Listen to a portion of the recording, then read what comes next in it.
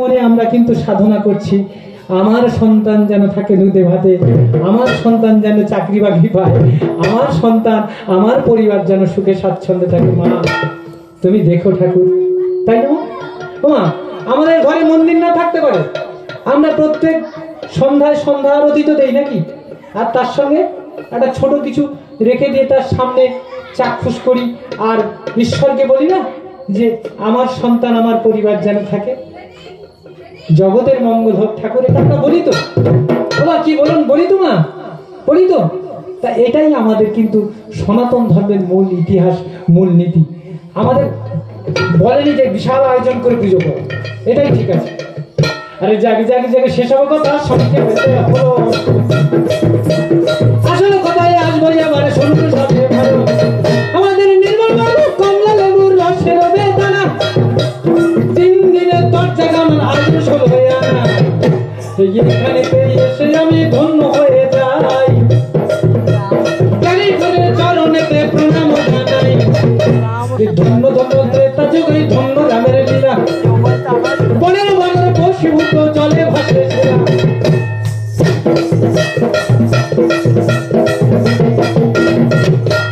তন্নায় আমার লক্ষণ ঠাকুর প্রণাম করি পরে, ওদিকে 14 বছর অনাহারে পাঠ করে থেকে নাই। এই ধৈর্য ধন্য হনুমান এই পবন কুমার, যার সম ভক্ত নাই এ ভক্ত চলাচল, তাদের রাখো হয়ে রামের পদ সেবা করি, ও যেন হনুর মতো রামের ভক্ত হতে আমি। একবার হরি হরি বলো।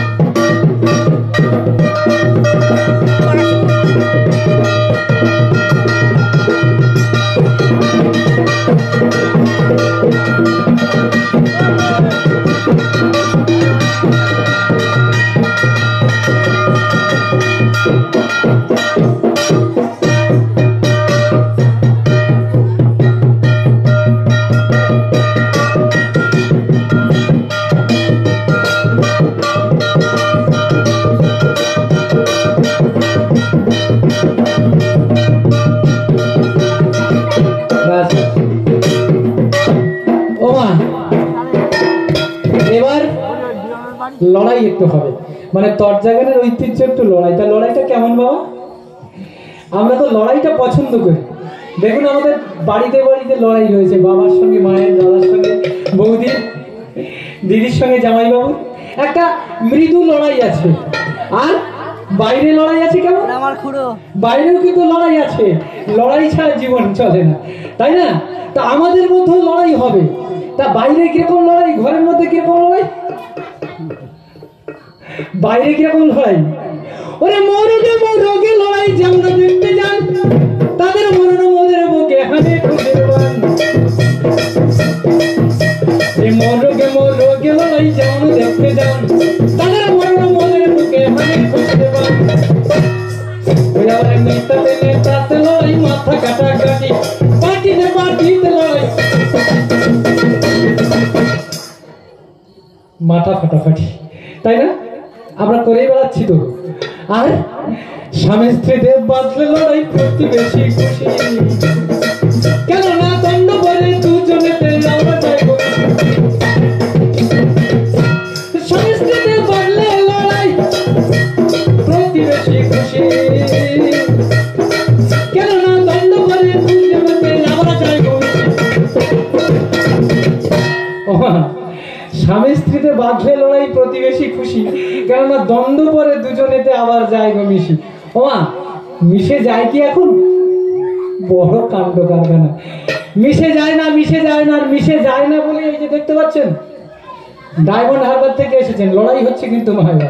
ডায়মন্ড হারবার থেকে এসেছেন, ওখানে ছিল গুরুদেব সুশীলবাবুর বাড়ি, ওখান থেকে কিছু শিখে টিকে পেটে নিয়ে ঠিক এই জায়গায় যখন গান করতে এসেছেন বিরাজনগরে, ওখানে প্রেমে পড়ে গেল। ওখানে কিন্তু একটা বউ ছিল, এখানে প্রেমে পড়লো, আবার একটা হলো। এবার দুজনকে খোরপোশ দিতে দিতে আর ওই আদালতে ছুটতে ছুটতে, মানে থানায় যেতে যেতে ওর দমা রোপা হয়ে যাচ্ছে। তাই এইরকম হচ্ছে অবস্থা। এখন বাদলে আর ছাড়ে না বাবা। তবে আমাদের লড়াই কিন্তু সেরকম হবে না বাবা। ওরে শাস্ত্রে শাস্ত্রে লড়াই হবে, কি বলবো বলবেন না। শাস্ত্রে শাস্ত্রে লড়াই হবে, কি বলবো বলবো না। মাথা কাটা কাটির লড়াই একদম থাকবে না। আমাদের মাথা কাটাকাটি লড়াই একদম থাকবে না। তবে লড়াইটা এরকম হয় আপনারা আনন্দ পাবেন আর আমরা ভিতরে ভিতরে রেগে যাব। ও শালা এসে বললো কি জানেন তো, বলছে কি কোথায় নাকি একটা ঘটনা ঘটেছে, কালো কুকুর আর কোথায় কি আরেকটা কি হলো, কে নাকি স্তনদুগ্ধ পান করেছে। তাই এটা তো ঘটনাই ঘটছে। এখন এরকম তো চলছে নাকি বাবা। ওরে যেমন ভালো বাচ্চা দেখুন, যেমন ভালো বাচ্চা দেখুন সাথে এলে বলে, যেমন ভালো বাচ্চা দেখুন দুঃখ হয়ে যাবে। যেমন যেমন ভালোবাসা কি বলবো বলো না। ভালোবাসার ফলে সব যাচ্ছে সব।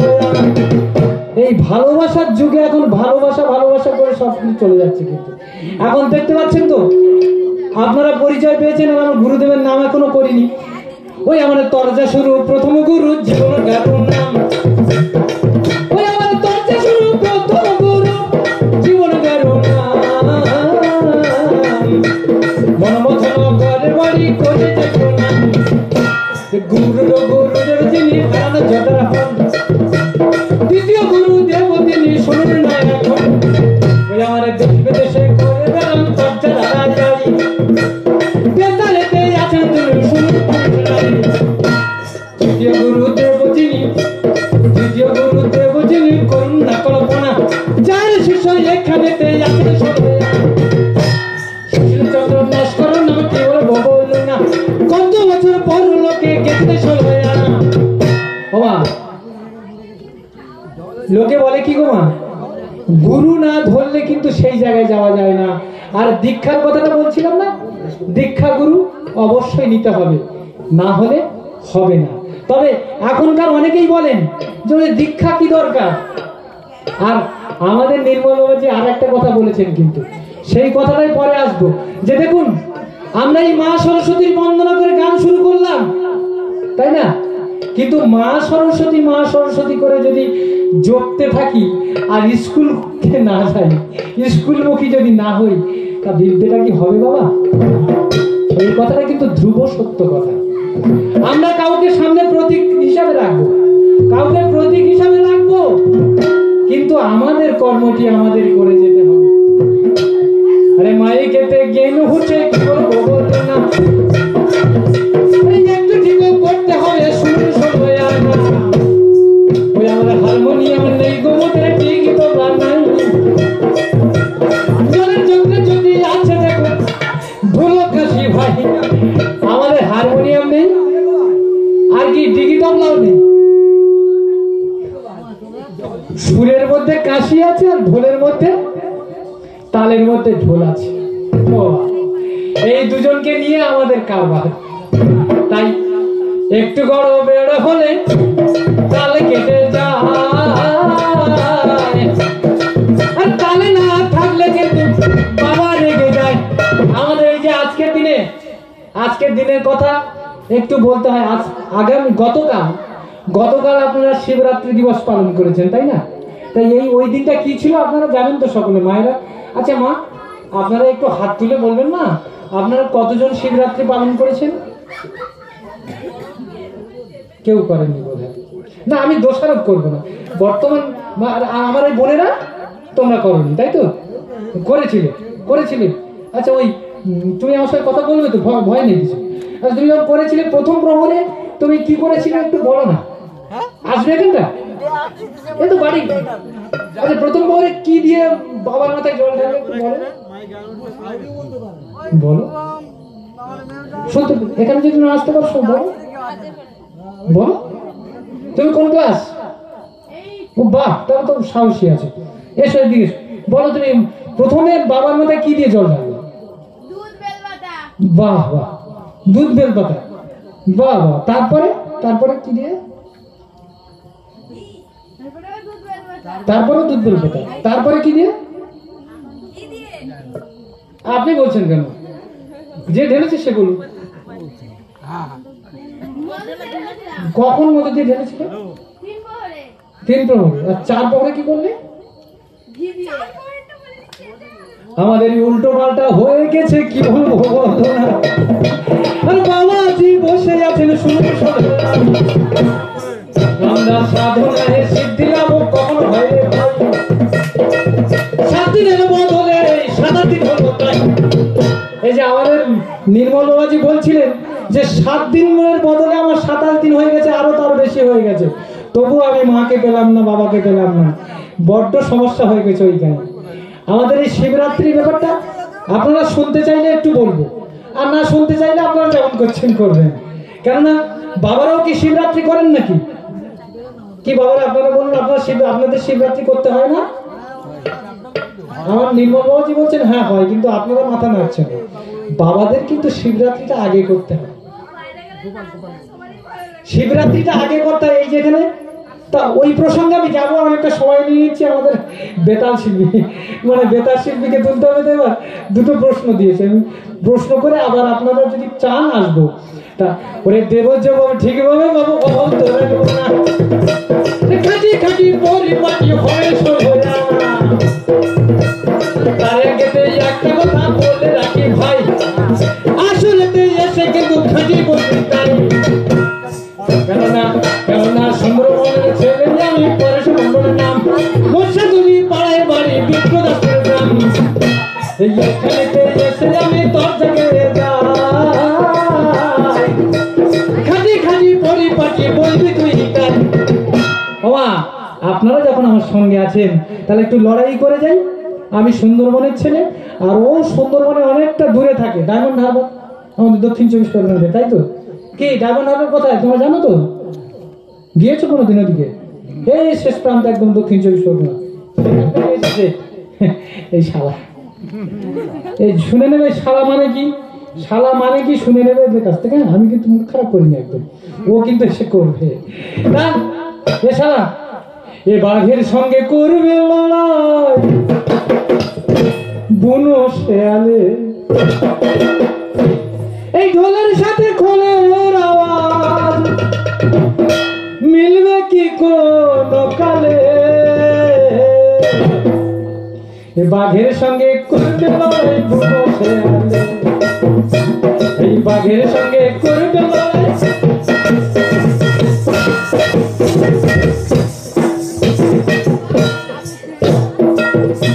এই বিড়ালের সঙ্গে লড়বে ইঁদুর, জমদ খোঁটা মারলে বগুর। এই বিলের সাথে লড়বে ইঁদুর, জমদ খোঁটা মারলে বগুর। শকুন কখনো হয় কি ময়ূর, শকুন কখনো হয় কি ময়ূর, নাও বুঝে তারা যা বলে। বাঘের সঙ্গে করবে লড়াই কোনো শেয়ালে, বাঘের সঙ্গে করবে লড়াই। সূর্যের কাছে চাঁদের আলো সমান কখন হয় কি বলো? সূর্যের কাছে চাঁদের আলো সমান কখন হয় কি বলো? তোমার লড়বে যদি সামনে চলো, তুমি লড়বে যদি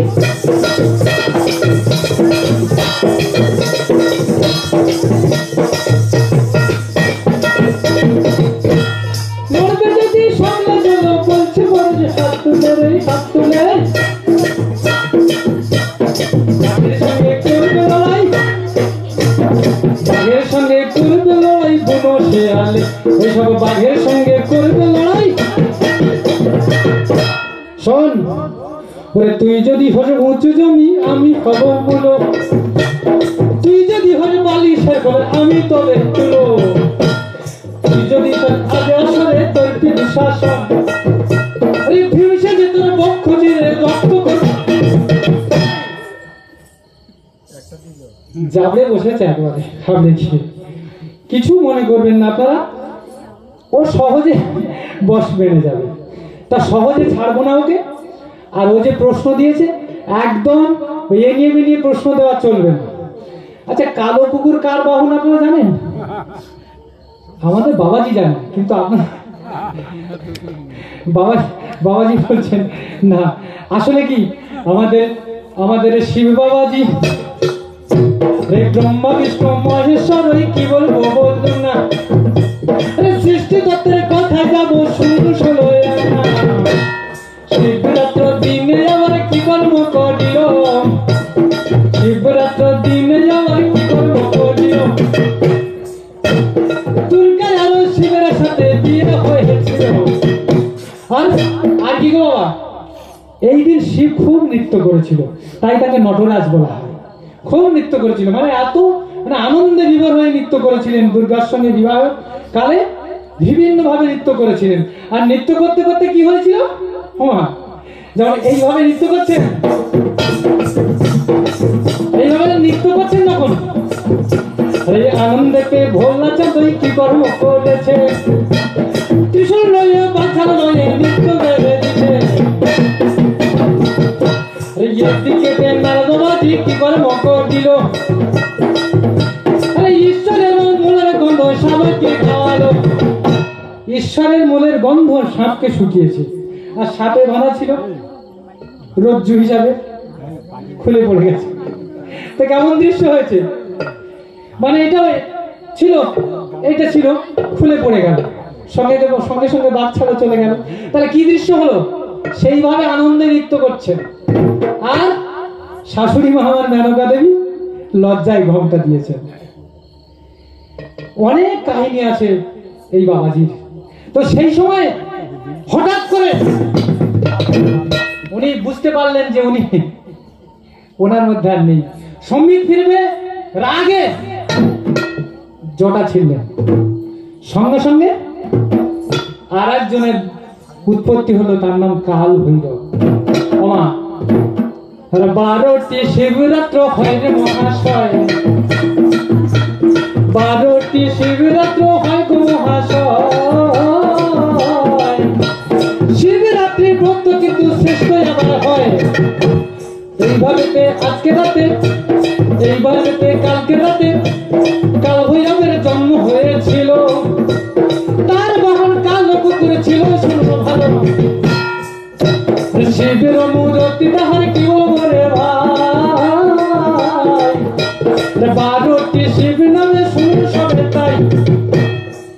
এরকম 12টি ভিন্ন ভিন্ন নামে শিব রয়েছেন, আর ভিন্ন ভিন্ন জায়গাতে সেই পূজা হয় গো বাবা। তা কালকের নটরাজ শিবের শিবরাত্রি হয়েছিল, এটা শাস্ত্রে বলেছে। 18 পুরাণের অনেক রকম ব্যাগড়া রয়েছে, ঠেকড়া রয়েছে, মানে কোন দিক থেকে কে যে কি বলেছেন। কারণ ওই যে মানুষের সৃষ্টি সবকিছু ধ্যান যোগে তখন সৃষ্টি করেছিলেন, তো তার মধ্যে কে যে কিভাবে রয়েছে তার ঠিক নেই।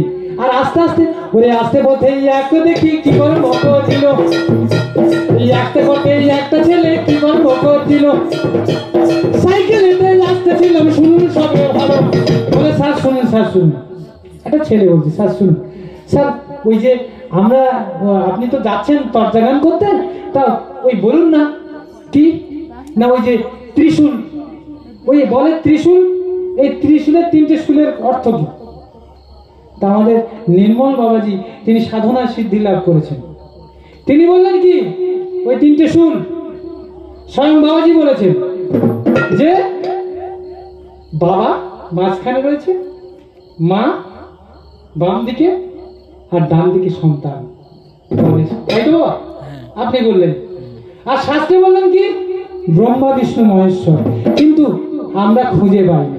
আমাদের গুরুদেবরা বলেন, আমি অন্তত চেষ্টা করছি যে আমি এই যে আমাদের ধর্মশাস্ত্র, এই যে 18টা পুরাণ, বেদ উপনিষদ, চারটে বেদ আমার 3টে পড়া সম্ভব হয়েছে। আর 18টা পুরাণ আমাদের বাড়িতে আছে। স্বয়ং আমি কিন্তু বাইরের ত্রিপিটক এগুলো অধ্যয়ন করছি, মানে যাবৎ মাছি তাপস্বী অধ্যয়ন করছি আমাদের বাড়িতে, আর সেই সঙ্গে কোরআনও পড়ছি। তা আমি এতগুলো পড়ে আমি কিন্তু পাইনি, কিন্তু গুরুদেবরা বলেন ওই যে ব্রহ্মা বিষ্ণু মহেশ্বর। তবে আজকে আগামী দিনও আমার এই গুরুদেবের সঙ্গে আলোচনা করেছিলাম নির্মল বাবাজির সঙ্গে, কথাটি সত্য। কেননা যখন ব্রহ্মা বিষ্ণু মহেশ্বর তিনি ব্রহ্মবৈবর্ত পুরাণে রয়েছে যে নিরাকারে নিরঞ্জন জন্ম নিল ভাই, জলের উপরে জন্ম শূন্য সবে তাই, পত্রেতে জন্ম কি বলবো বলো না, তারপরে জন্ম নিলেন কে বা ষোলোই আনা, জন্ম নিলেন আত্মশক্তি না, তাহা হইতে দুর্গা দেবী সৃষ্টি হল। আদ্যশক্তি জন্ম নিলেন, তার থেকে দুর্গা দেবী হলেন। আর দুর্গা কিভাবে এলেন? আমার সেই সৃষ্টি তত্ত্বের মধ্যে যখন মহিষাসুরকে বধ করা হয়েছিল তার কিন্তু সৃষ্টি তত্ত্বটা আলাদা। মানে এইভাবে যত ঘাটবেন তত পাবেন, এর কুল পাবেন না। তাই অনেকে পড়তে পড়তে হয়রানি হয়ে গিয়ে বলে আর পড়বো না, কিন্তু এর একটা শেষ আছে বাবা। পড়তে পড়তে পড়তে পড়তে যাবেন, দেখবেন তার দেখা পাবেন। ওরে জাগে জাগে জাগে এসব কথা সংক্ষেপে হলো। এই আরে একটা প্রশ্ন ছিল, শুনুন ভালো। তাহলে প্রশ্নের উত্তর মিলল যে কাল ভৈরবের বাহন স্বয়ং কালো কুকুর।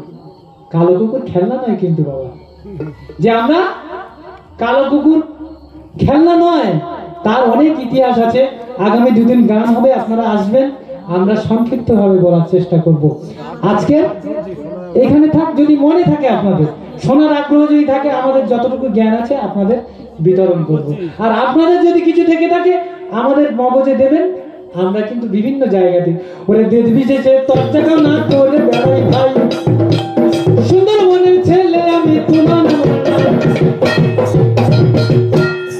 বলে আমার গ্রামেতে বাড়ি আছি, কি বলবো বলো না, বেতারিতে স্থান হলো শুনো শোনো জানা, শিক্ষা নামক পেশাতে রই রে গুণের ভাই, শিক্ষা জাতির মেরুদণ্ড শুনো সবে তাই। তবে শিক্ষা জাতির মেরুদণ্ড আজকের সেই দণ্ডকে লণ্ডভণ্ড করে ফেলছে, তাই না? বড় কষ্ট হয় যে আজকের আমরা কোথায় এসে দাঁড়িয়েছি, সে জায়গায় যাব না এই ধর্মীয় অনুষ্ঠানে। তবে একটা কথা বলবো যে সুন্দরবনের ছেলে হিসাবে আমরা আপনাদের কাছে আশীর্বাদ চাইছি, আমরা যেন দেশ বিদেশে আমাদের এই ধর্মশাস্ত্র অধ্যয়ন করে দেশ বিদেশে জয়লাভ করতে পারি। কেননা শিকাগোতে বিবেকানন্দে কি বলবো বললাম না, হিন্দু জাতির মান রেখেছিল 16 আনা, আমাদের ওই হিন্দুদের কি বাগতি ভাই, ধর্মশাস্ত্র গুলো আমরা তলিয়ে দেখি নাই। আমরা এই ধর্মশাস্ত্র গুলো এখন কজন পড়ছি বলুন তো বাবা? পড়ছি না। আর না পড়লে, না জানলে, না অধ্যয়ন করলে আমরা আমাদের প্রজন্মকে কি দেব? আমাদের প্রজন্মকে কি দেব? তাই আজকের আমরা বিশ্বাস করতে পারছি না আজকের আমাদের প্রজন্ম তারা কোথায় যাবে, কি তারা বিশ্বাস করবে। কারণ আমরা বাবা মারা সেই বিশ্বাসের জায়গা থেকে সরে যাচ্ছি। কেন সরে যাচ্ছি এই সাবাসে বলে। আরে একটা প্রশ্নমালায় আমায় দিল ভাই, আর একটা প্রশ্নমালায় আমায় দিল ভাই, কোন নারীর দুগ্ধপান করেছিল, কোন নারীর দুগ্ধপান স্বামী করেছিল, এরকম একটা প্রশ্ন দিয়েছে বাবা। এ তো পুরানো কথা নয়, পুরানো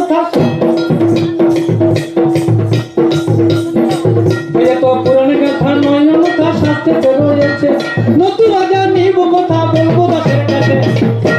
সমুদ্র মন্থন হলো যখন করুন না কল্পনা, সেই সময় ঘটেছিল এমন তো ঘটনা।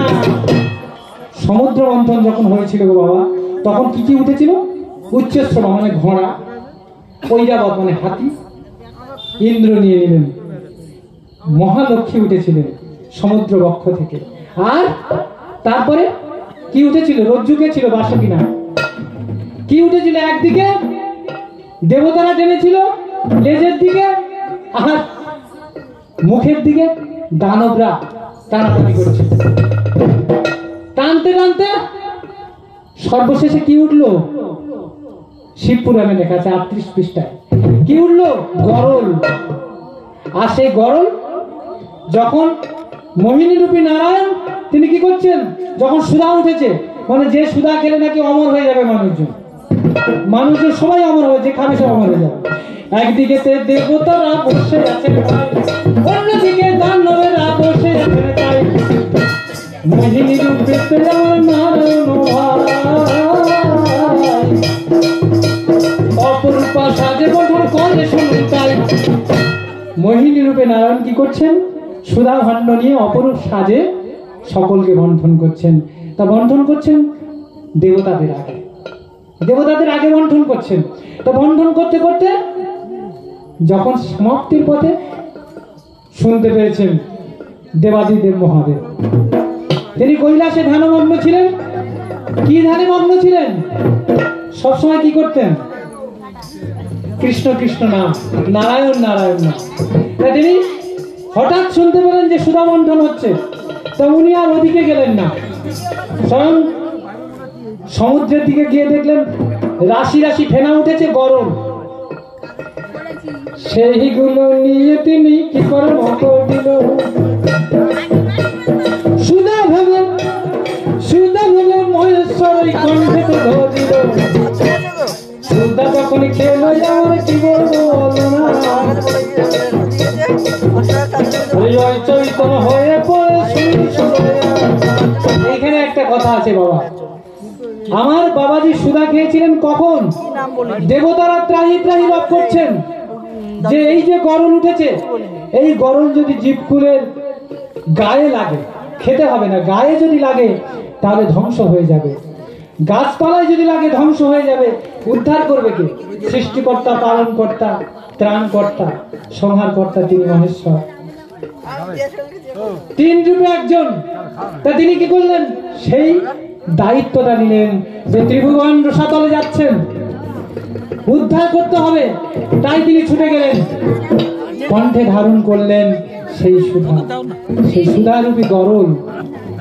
তাই যখন তিনি অচৈতন্য হয়ে পড়েছেন, দেবী দুর্গার কাছে খবর গেল যে শিব বাবাজি অচৈতন্য হয়ে গেছে,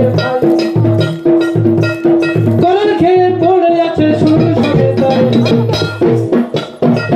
আমার মা জননী বননী কি কর্ম করেছে, ছুটে গিয়ে বক্ষ সুধা টানারে দিয়েছে। তারপরেতে চৈতন্য যে ফিরল গুণের ভাই, সেই সুধা গর্ভে একদম কিন্তু যায় না। সেই গরল কি হলো? গেল না, গর্ভে গেল না। আর মাতৃস্তন পান করার ফলে এই কণ্ঠে ধারণ করলো। তাই দেখবেন যে তার এক নাম হলো নীলকণ্ঠ গো বাবা। দেবাদিদেব মহেশ্বরের আর এক নাম হলো নীলকণ্ঠ। তাই তিনি সুধা ধারণ করলেন, সুধা রূপী গরল ধারণ করলেন কণ্ঠে, আর জগৎকে বাঁচালেন ত্রাণকর্তা রূপে। গৌর নিতাই প্রেম প্রেমানন্দ, একবার হরি হরি বলুন মহেশ্বরের নাম।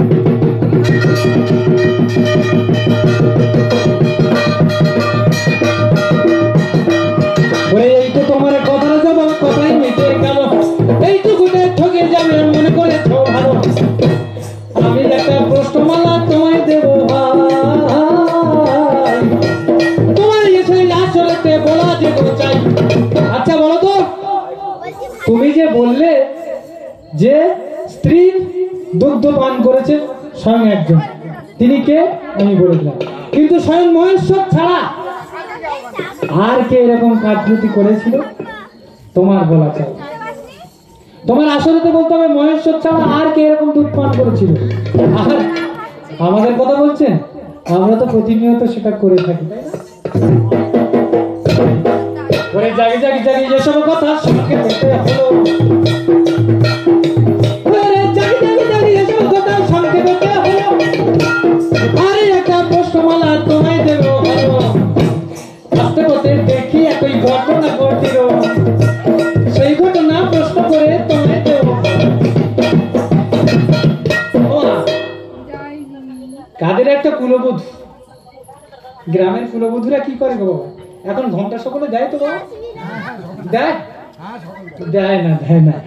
আমাদের বাবারা কাকারা বলছেন যে দেয় না, সত্যি কথা। এখন ওই ঘন্টার ব্যাপারটা অনেকটা রয়েছে, এখন আর দেয় না। তা কাদের কুলের বউ, বউ কেন যায় জলের ঘাটেতে? রেডি? কাদের কুলের বউ, বউ কেন যায় জলের ঘাটেতে? ওই বউ দেখতে ভালো নয় তো কালো, গাদারি লয়ে যায় কোন খেতে, কাদের কুলের বউ, বউ কেন যায় চলে।